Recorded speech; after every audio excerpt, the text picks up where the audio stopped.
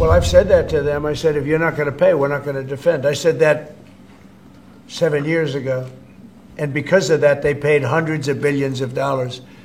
And we all need to stay. Getting a good outcome for Ukraine is not just a matter of money. Masa depan NATO di tangan Uni Eropa tengah dipertaruhkan. Terancam ditinggal Amerika membuat organisasi beranggotakan 32 negara ini terhimpit dari segala sisi. Maju kena, mundur kena.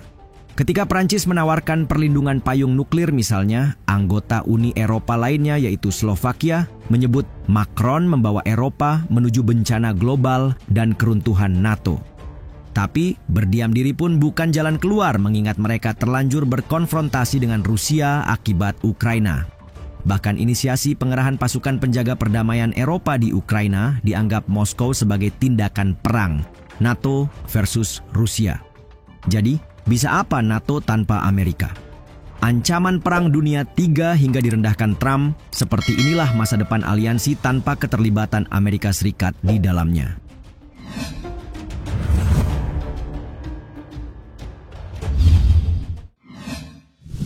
NATO bisa terjun ke Perang Dunia III.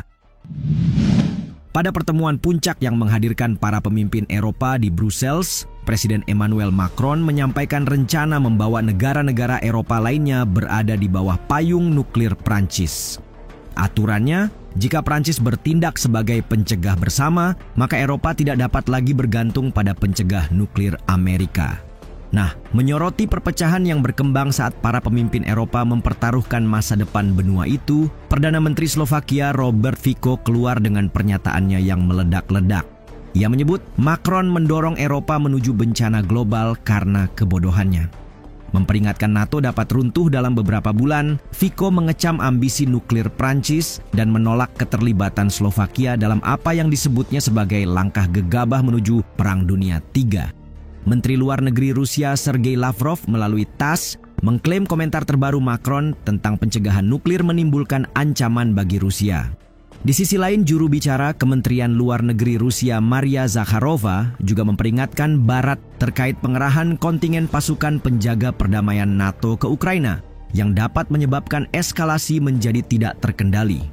Sebagaimana Kiev Independent melaporkan, Prancis dan Inggris memimpin inisiatif untuk mengerahkan pasukan darat di Ukraina yang ditentang Moskow.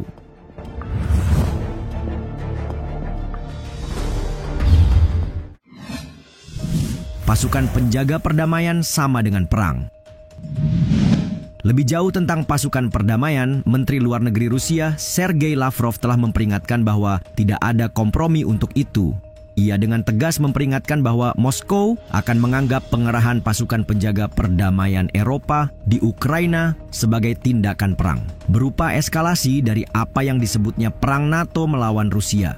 Artinya, inilah harga yang harus dibayar Uni Eropa jika Amerika benar-benar menarik jaminan keamanannya di Eropa.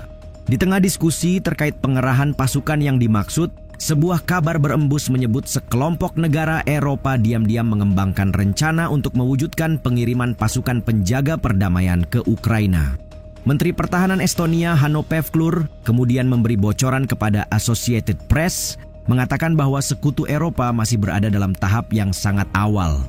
Sebab menurutnya, sangat penting bagi sekutu untuk memahami garis kontak di Ukraina sebelum menyusun rencana.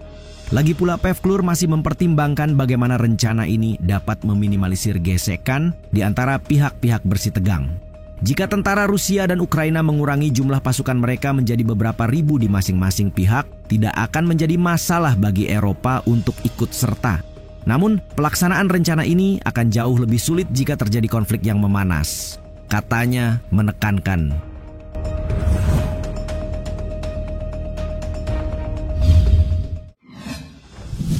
Rusia tidak akan mundur. Perubahan dramatis kebijakan Amerika terhadap Ukraina oleh Trump telah meningkatkan harapan untuk perundingan damai. Tapi di saat bersamaan juga membuat khawatir sekutu-sekutu Washington di Eropa yang telah menegaskan kembali dukungan mereka untuk Kiev. Lantas bagaimana Rusia menegaskan posisinya? Pada dasarnya, bukan kebiasaan Putin untuk menyerah dengan mudah. Bahkan dalam pernyataan terbaru di hadapan keluarga tentara yang tewas dalam perang, Presiden Rusia itu mengatakan tidak akan mundur. Kita harus memilih sendiri opsi perdamaian yang sesuai untuk kita dan yang akan menjamin perdamaian bagi negara kita dalam jangka panjang, katanya pada hari Kamis. Melansir Reuters, Rusia akan mengupayakan kesepakatan damai di Ukraina yang menjaga keamanan jangka panjangnya sendiri dan tidak akan mundur dari keuntungan yang telah diperolehnya dalam konflik tersebut.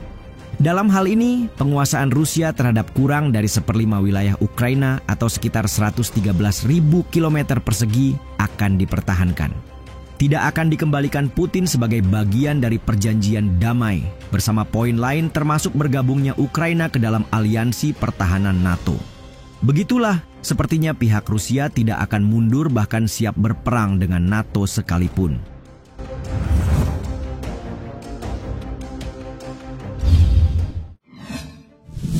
Amerika Serikat tidak akan membela anggota NATO.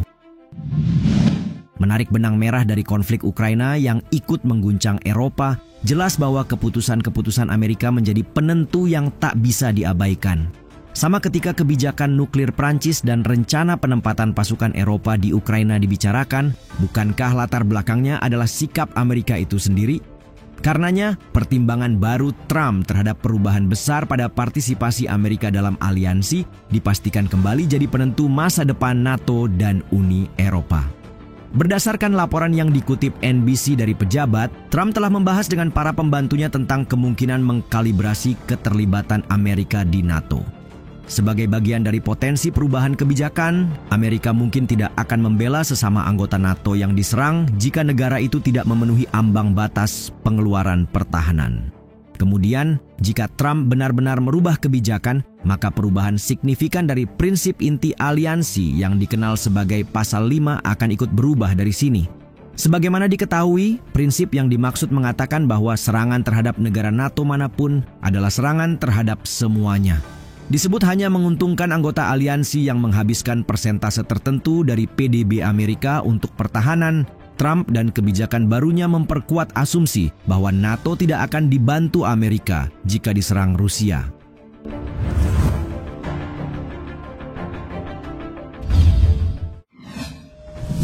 Trump rendahkan NATO.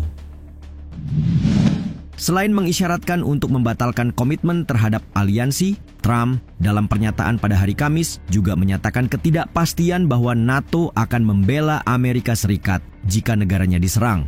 Meski terdengar merendahkan, sikap kontroversial Trump terhadap aliansi yang dibentuk untuk melawan agresi Uni Soviet selama Perang Dingin itu tak lagi mengagetkan. Sebab sebagian besar pernyataannya sejalan dengan kritiknya selama bertahun-tahun yang senantiasa menyoroti ketidakadilan dalam pembagian biaya pertahanan. Hanya saja kali ini, komentar itu muncul di saat kekhawatiran Barat meningkat atas hubungan dekat Trump dengan Presiden Rusia Vladimir Putin. Korelasinya kurang lebih seperti ini.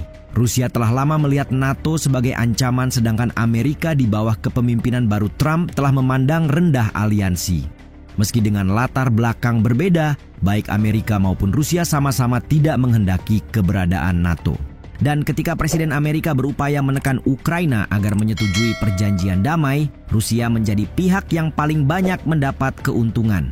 Sebaliknya, Trump terus-terusan mendiskreditkan Ukraina dan Uni Eropa. Sehingga wajar jika menyebut masa depan aliansi tidak aman untuk saat ini.